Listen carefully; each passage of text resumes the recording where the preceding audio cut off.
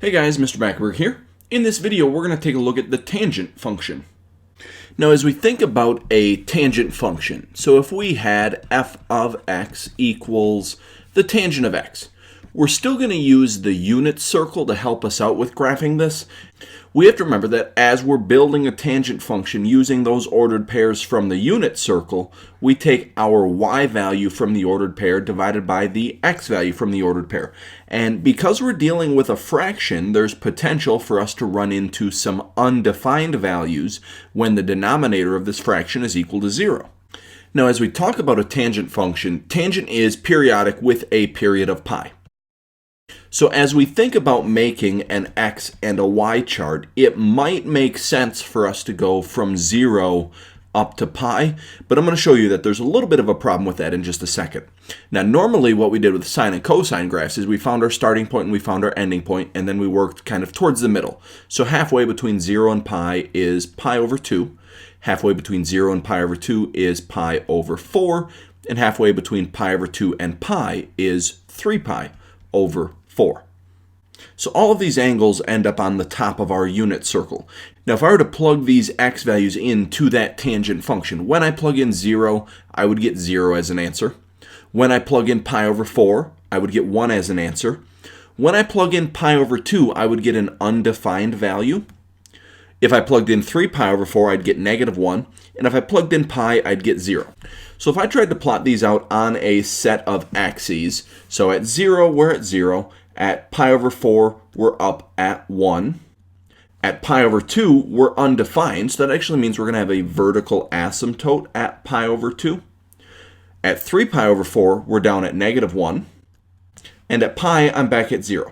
Now, if I connect these dots, it's maybe a little difficult to see what's happening in here. But this left-hand piece is going to trace the asymptote up. And as I work on the right-hand side of this asymptote, I'm going to go from this 0 down following that asymptote.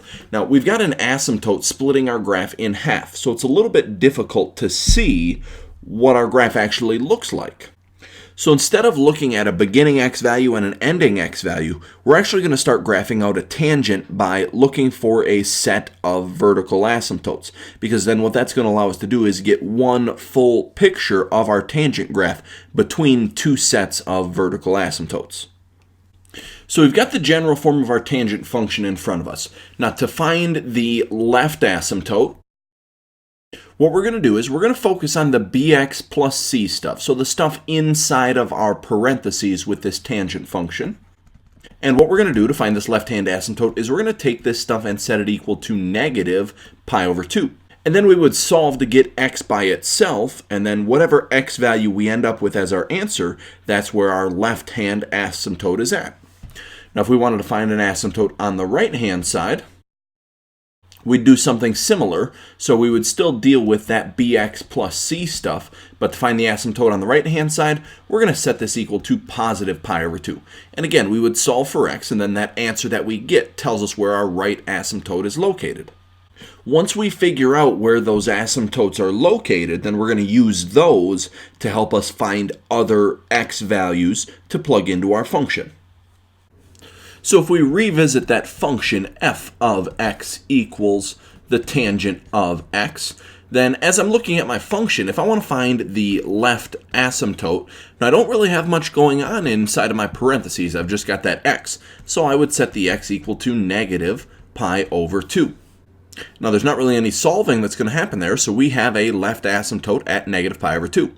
If I wanted to find my right asymptote, I would take what's inside of my parentheses, so that x, and set it equal to positive pi over 2. Now I'm going to take and sketch these out right away. So I'm going to go left pi over 2 and call that negative pi over 2. And I'm going to go right pi over 2. We'll call that one positive pi over 2. I'm going to draw in my left-hand asymptote at negative pi over 2. And I'm going to draw in my right-hand asymptote at pi over 2. Now I'm going to start to make an x and a y chart. And for my first x value, I want to look halfway between these two asymptotes. So halfway between negative pi over 2 and positive pi over 2 would be 0. If I plug 0 in for x, the tangent of 0 is 0. So I'm going to plot that ordered pair out. Now I actually want to look halfway between that point that I just plotted out and each of my asymptotes. So if I look on the left-hand side, halfway between 0 and negative pi over 2 is negative pi over 4. And if I were to plug that in for my x, I should get negative 1 as my y value. So if I go left pi over 4, I go down to negative 1. And then I want to look on the right-hand side as well. So halfway between 0 and pi over 2 is positive pi over 4. And if I plug positive pi over 4 in for my x, I should get 1 as my y value. And then I can plot that out. Now I'm going to start in the middle, and I'm going to work my way out to the right first. So I have to hit that pi over 4 1 point, but then I start to get close to this asymptote, and my graph is going to have to trace my asymptote up.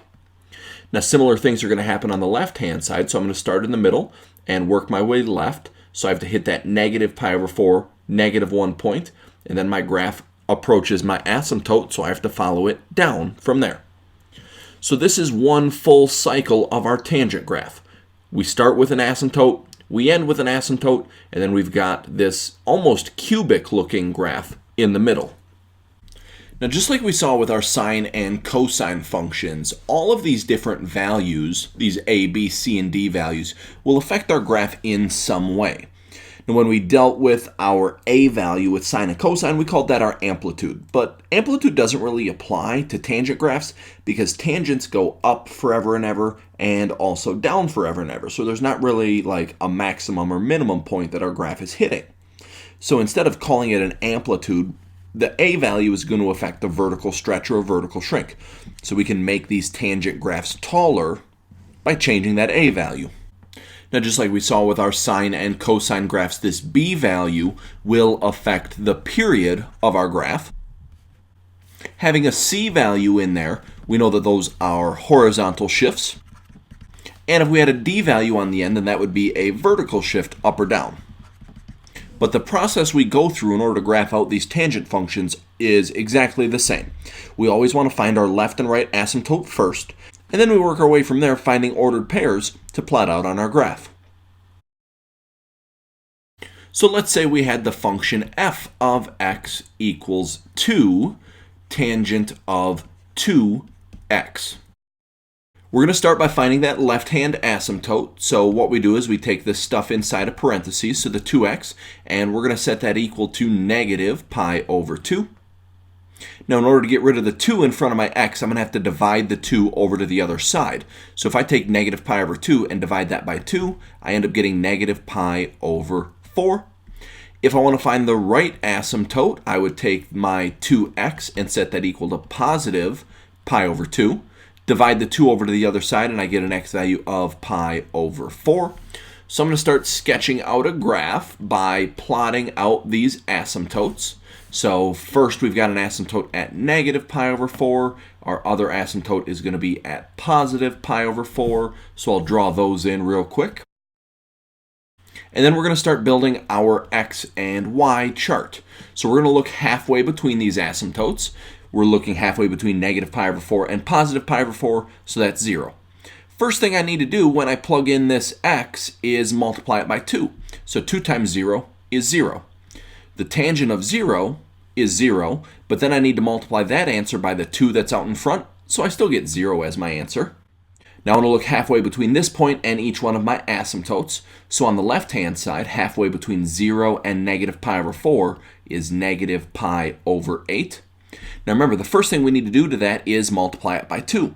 So 2 times negative pi over 8 is negative pi over 4. The tangent of negative pi over 4 is negative 1, but then I need to multiply by this 2 that's out in front, so that's going to be negative 2. So at negative pi over 8, I'm down at negative 2. Then if I look on the right-hand side between 0 and pi over 4, that's going to be an x value of pi over 8. Now remember, when I plug in this x value, the first thing I need to do is multiply by 2. So pi over 8 times 2 is pi over 4. The tangent of pi over 4 is 1, but I still need to multiply by this 2 that's out in front, so 1 times 2 is 2. So at positive pi over 8, I'm up at positive 2. And then I'm going to start in the middle and work my way out to the right, and then follow that asymptote up. And then I'm going to start in the middle again, work my way out to the left, and follow that asymptote down. So two things happen to this graph. Because there's a 2 out in front of my tangent, this is a vertical stretch by a factor of 2. And because there's a 2 on the x, that shrinks the period of our function by a factor of 2. So instead of the period being pi, in this case, the period is actually just pi over 2. That's going to be it for this video. Thanks for watching.